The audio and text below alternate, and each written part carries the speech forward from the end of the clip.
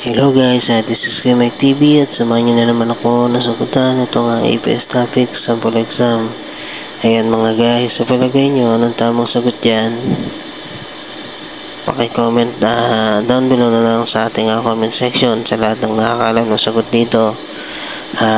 Guys, baka naman pwedeng mag-request sa inyo. Baka pwede naman na paki-share ng aking video.